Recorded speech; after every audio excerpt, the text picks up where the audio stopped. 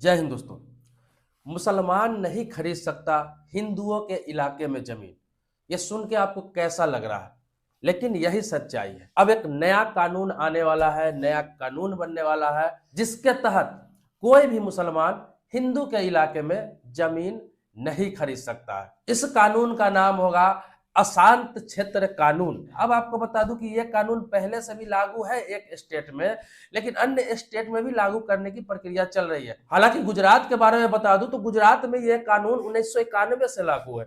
उस कानून का नाम है डिस्टर्ब एरिया एक्ट। गुजरात राज्य में 1991 में ही इसे कानून बना दिया गया और उसमें कई बार संशोधन भी हुए हालांकि। लेकिन गुजरात में क्या है कि कई इलाकों में ऐसे है जहां हिंदू के इलाके में मुसलमान जमीन नहीं खरीद सकते हैं और जहां मुस्लिम की घनी आबादी है वहां हिंदू जमीन नहीं खरीद सकते हैं।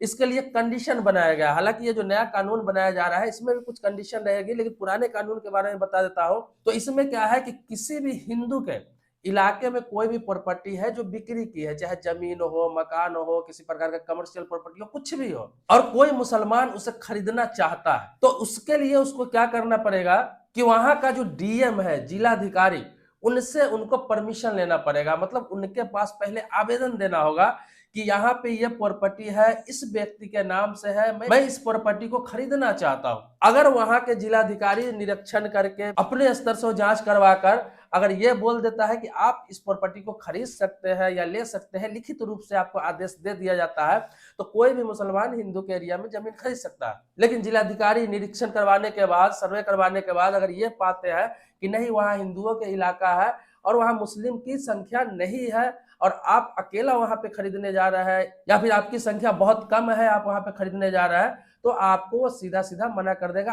आपके प्रपोजल को, आपके आवेदन को रिजेक्ट कर देगा। तो ये गुजरात में पहले से भी चल रहा है। इसी प्रकार से अगर मुस्लिम की घनी आबादी है और वहां पे इकलौता कोई हिंदू लेने जा रहा है तो उसको भी इसी प्रक्रिया से गुजरना पड़ेगा और जिलाधिकारी तय करेगा कि आपको वहां जमीन लेना चाहिए या नहीं लेना चाहिए। तो ये डिस्टर्ब एरिया एक्ट 1991 गुजरात में 1991 से ही लागू है और इस कानून का पालन भी हो रहा है। अभी बात कर रहे हैं कि अभी किस राज्य में लागू होने वाला है, तो अभी आपको बता दूं कि राजस्थान में लागू होने वाला है। राजस्थान सरकार ने कह दिया है कि मैं अपने यहाँ नया कानून बनाने जा रहा हूं जिसका नाम होगा अशांत क्षेत्र कानून, जिसके तहत हिंदू के इलाके में मुसलमान जमीन नहीं खरीद पाएगा।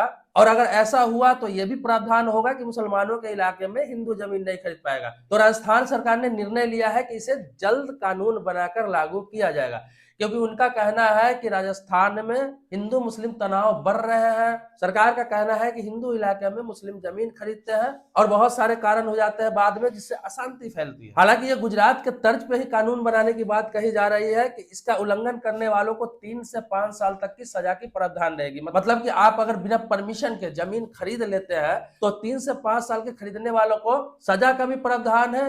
इसके अलावा जमीन तो सील किया ही जाएगा, प्रॉपर्टी तो सील किया ही जाएगा।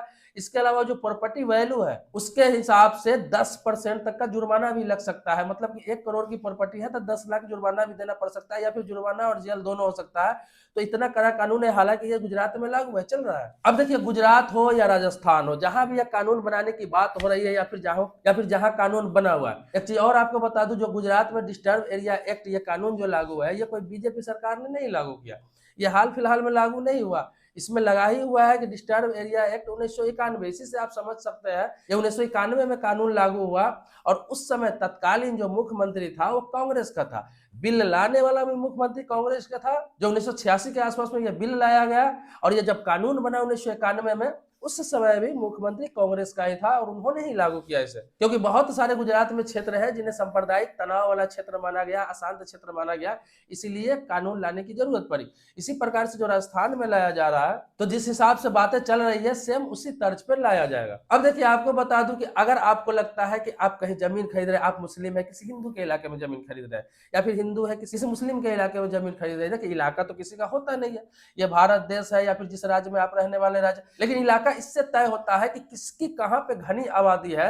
और वहां पे अगर दूसरे संप्रदाय के लोग कम संख्या में रहने जा रहे हैं तो वहां पे सांप्रदायिक तनाव बढ़ सकता है, उसको असुरक्षा की भावना महसूस हो सकती है। इसके लिए उसी हिसाब से उसी तर्ज पे कानून बनाया जाता है। तो यहाँ पे एक और चीज दिया गया है और लोगों को रियायत ये दी जाती है उस कानून के तहत जो गुजरात में है। आप अगर जमीन खरीद रहे हैं और आपको वहां पे ऑब्जेक्शन हो रहा है, आपने जिलाधिकारी को आवेदन दिया, लेकिन जिलाधिकारी आपको रिजेक्ट कर दिया, सर्वे के बाद रिजेक्ट कर दिया, निरीक्षण के बाद रिजेक्ट कर दिया कि नहीं आप वहां नहीं खरीद सकते हैं, आपके लायक वो प्रॉपर्टी नहीं है, जमीन नहीं है, आपके संप्रदाय के लोग वहां पे बहुत कम है या फिर ना के बराबर है, या फिर अगले संप्रदाय के लोग विरोध कर रहे हैं क्योंकि उनकी संख्या बहुत अधिक है वहां पे। तो आपको लग रहा है कि नहीं ये गलत हो रहा है, मैं उस जमीन को खरीद सकता हूं, वहां पे इस तरह की कोई बात नहीं है, सांप्रदायिक तनाव नहीं हुआ है, कभी संवेदनशील इलाका नहीं है, या फिर मेरे समुदाय के भी कुछ लोग पहले से रह रहे हैं, तो उस आधार पे आप क्या कर सकते हैं, अगर जिलाधिकारी रिजेक्ट कर दिया तो आपको हाई कोर्ट जाने का प्रावधान रखा गया, उसी कानून के तहत है कि आप हाई कोर्ट जा सकते हैं।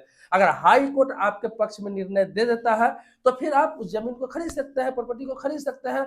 अगर हाई कोर्ट से भी आपको राहत नहीं मिलता है तो आप सुप्रीम कोर्ट में भी अपील कर सकते हैं, तो वहां से भी आपको राहत मिल सकता है, तो आप उस प्रॉपर्टी को खरीद सकते हैं अगर आदेश मिल गया तो।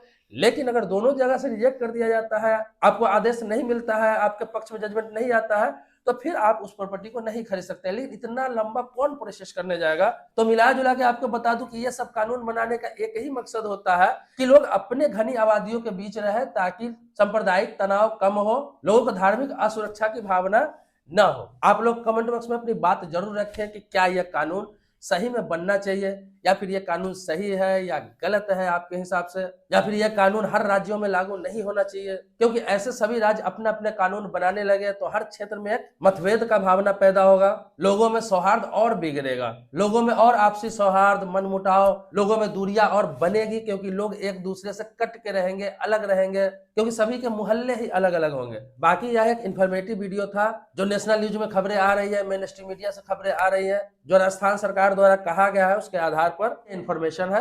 बाकी आपके मन में कोई सवाल है, प्रश्न है, कुछ पूछना है, कुछ जानना है तो कमेंट बॉक्स में लिख सकते हैं। किसी नए टॉपिक पर वीडियो चाहिए वो भी कमेंट बॉक्स में लिख सकते हैं। सब्सक्राइबर है तो इसके लिए आभारी हूँ, आपका सब्सक्राइबर नहीं है तो चैनल को सब्सक्राइब करिए। मिलते हैं नेक्स्ट वीडियो में एक नए टॉपिक के साथ, तब तक के लिए शुक्रिया, धन्यवाद, जय हिंद दोस्तों।